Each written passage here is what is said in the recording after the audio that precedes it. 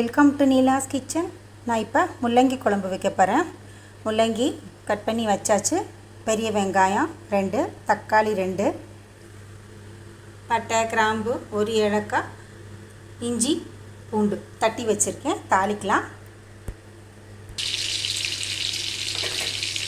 நெய்யும் எண்ணெயும் ஊற்றியிருக்கேன். இப்போ நம்ம பட்டை கிராம்பு இந்த ஏலக்காயை போட்டுக்கலாம்.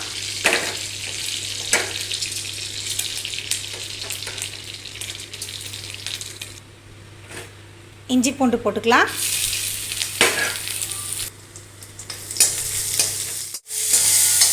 இப்போ வெங்காயம் கருவேப்பிலை போட்டாச்சு. தக்காளி போட்டுக்கலாம். முள்ளங்கி போட்டுக்கலாம். முள்ளங்கியை லேசாக ஒரு வதக்கிக்கலாம். வதக்கிட்டு போட்டோம்னா நல்லாயிருக்கும்.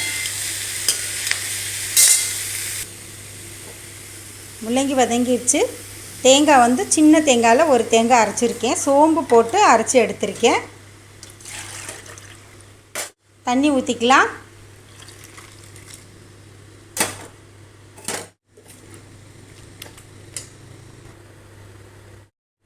உப்பு போட்டுக்கலாம்.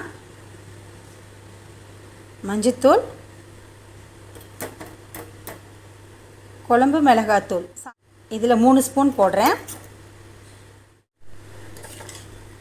கலந்துக்கலாம். மூடி வேக வச்சுக்கிறேன். ஒரு கிளறிக்கலாம்.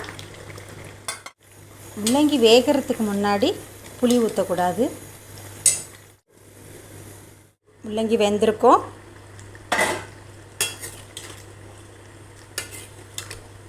பாருங்கள், கண்ணாடி பதம் வந்தால் முள்ளங்கி வெந்துருச்சுன்னு அர்த்தம். வெள்ளையாக இருந்ததுன்னா வேகலைன்னு அர்த்தம். ஸோ 1-2 நம்ம மொத்தமாக நறுக்கிட்டோம்னு வச்சுக்கோங்களேன், அது வெள்ளையாக இருக்கும். ஒரே ஈவனாக கட் பண்ணோம்னா எல்லாம் ஒரே நேரத்தில் வெந்துடும்.